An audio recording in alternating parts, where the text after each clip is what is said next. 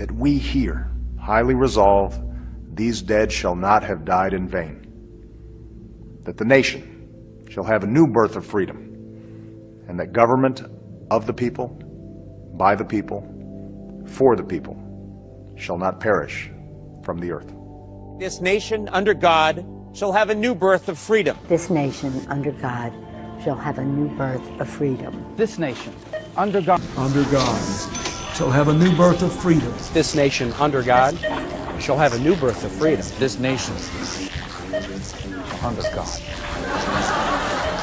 shall have a new birth of freedom. The nation shall have a new birth of freedom. Phenomena. Phenomena.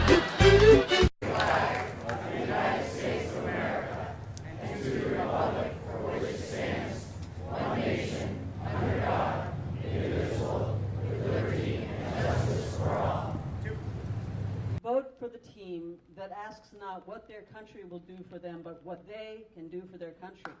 Yeah. Now, it gives me great pleasure to introduce my better half and our next Vice President of the United States, Bill Weld.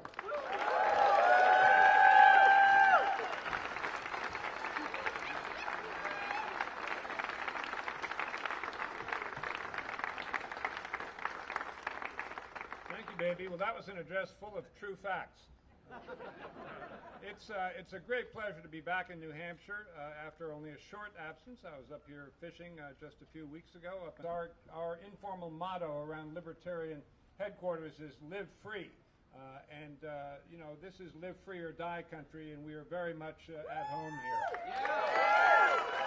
There was a commission in 2013, the Annenberg Commission, that made recommendations to the presidential debates body about rule changes they should do, and you know, they had people from both sides, and they recommended that the percentage be lowered to 10% for the first debate, and that would put us in right away, and with the name recognition that Gary got from the first debate, he'd go to 15, so we'd be in there all the way. So that'd be another possible avenue. A fourth avenue is people may start to take note of the fact that the debate commission is a tax-exempt entity, so they have to be nonpartisan. And the thought has crossed my mind and that of others that saying we want only R's and D's. You can't be L's, even if they're on the ballot in 50 states. That's not nonpartisan, that's bipartisan, and that's a violation of neutrality. Maybe the most straightforward way for us to get into debates is just the force of popular opinion. There was a poll that came out today that said that 62% of the American public thinks we should be in the debates. That's a big figure.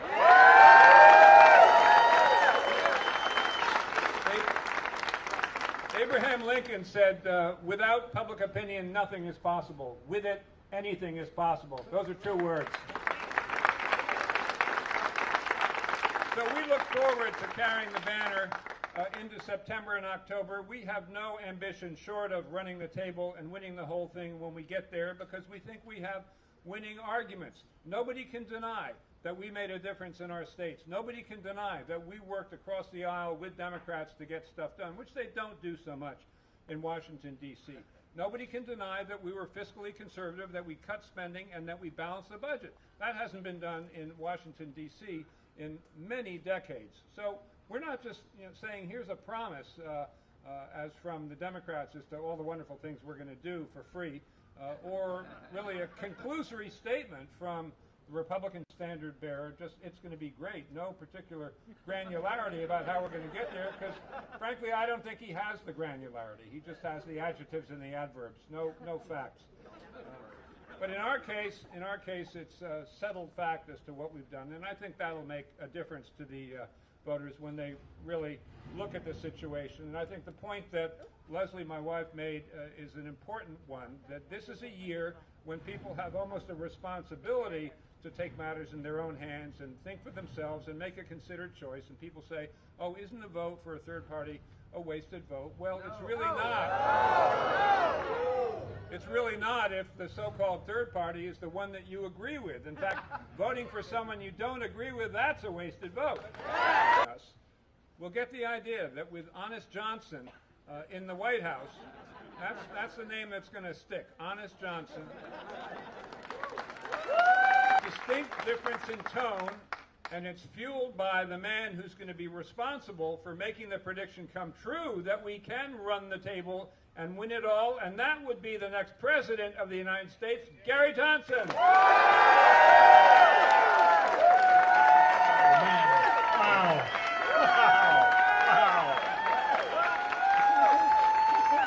Everybody here is crazy for coming out in this weather. Oh, man. Thank you. Thank you.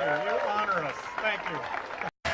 Good afternoon, and what an afternoon.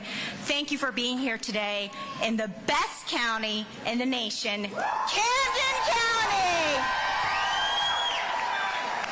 My name is Susan Shenangulo, and I'm a freeholder here in Camden County, and I'm all with you here because we are welcoming the next President of the United States, Hillary Clinton.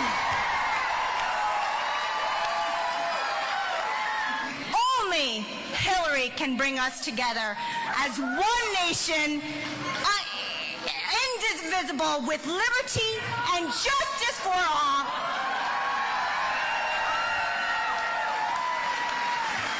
You know what? 8 years ago, we declared, yes, today I am so proud to stand to cynics, chauvinists, bullies, racists, bigots, and haters. Thank you. So, come on, is this the craziest election that you have ever seen? I mean, really, isn't this the crazy? And how crazy is it? I'm going to be the next president of the United States. That's how crazy it is, all right? That's really going to happen. Libertarians, really, the big 6-lane highway down the middle, being fiscally conservative, being socially inclusive, and skeptical that these military interventions, that when we involve ourselves in regime change, it's ended up with a world less safe, not more safe. Fiscally conservative. I've got one piece of advice for everybody here today, and it's worth exactly what you're paying for it, which is nothing. But the one piece of advice is that whatever it is that you know, whatever it is that you do, apply it entrepreneurially. There will never be a greater reward in your life. Creating your own job, creating jobs for others. And when it comes to shall have a new birth of freedom. This nation, under God, shall have a new birth of freedom. But where has this strategy of voting for the lesser evil taken us? All the reasons you were told to vote for the lesser evil over the last 10 or 12 years, because you didn't want the expanding wars, you didn't want the meltdown of the climate, you didn't want the offshoring of our jobs, or the attack on immigrants, or the massive bailouts for Wall Street. That's actually what we've gotten, by the droves, because we as public interest allowed ourselves to be silent and voted for the lesser evil. But the lesser evil doesn't solve the problem. The Obama administration, even with 2 houses of Congress, actually did all of these things that were, as bad as George Bush in the case of climate, blew the roof off of fossil fuel emissions. Yeah, all of the above gave us some renewable energy, but it completely amplified and intensified fossil fuel production, which has been incredibly destructive to the climate. The wars have gotten bigger. We're now bombing 7 countries. It's really important to look at not just the rhetoric here, but actually look at the track record.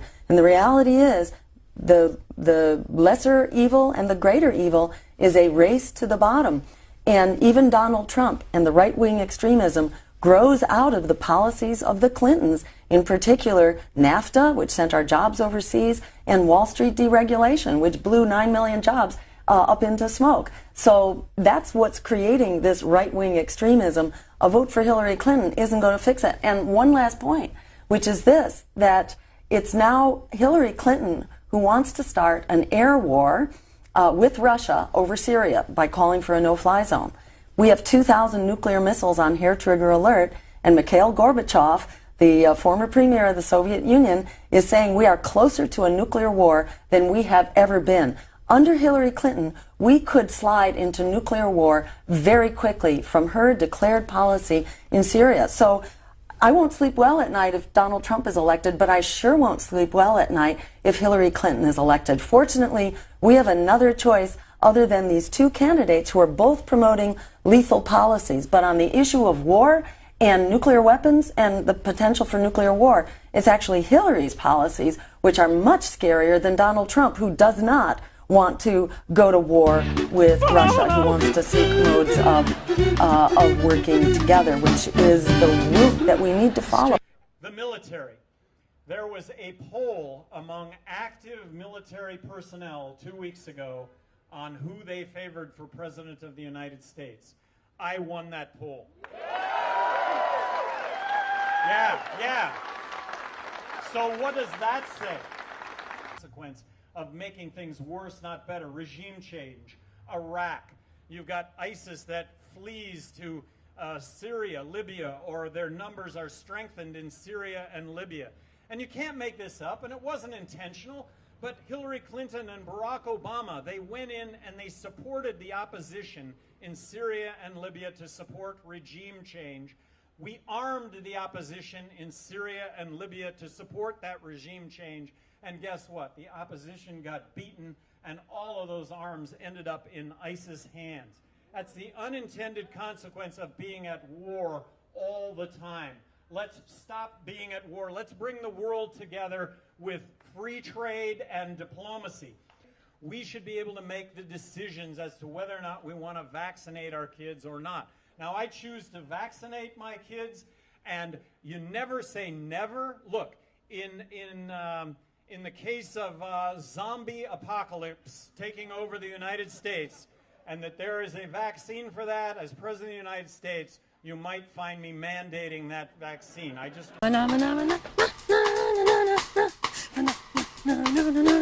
want to do this in all transparency. Bill and I are not planning an imperial presidency. My goodness, the President of the United States goes down to Walgreens and it costs taxpayers $10 million? Come on. There ought to be a much more affordable way for the President to conduct his office. Count on us as good stewards of that office. Count on us in presidential, vice presidential role to spend less money in those roles than any other president, vice president that you've ever seen, because this is about civil service and making a difference. You all rock. Thank you so much for being here. You have no idea. This is so cool. Thank you, thank you, thank you. You rock. You're wonderful.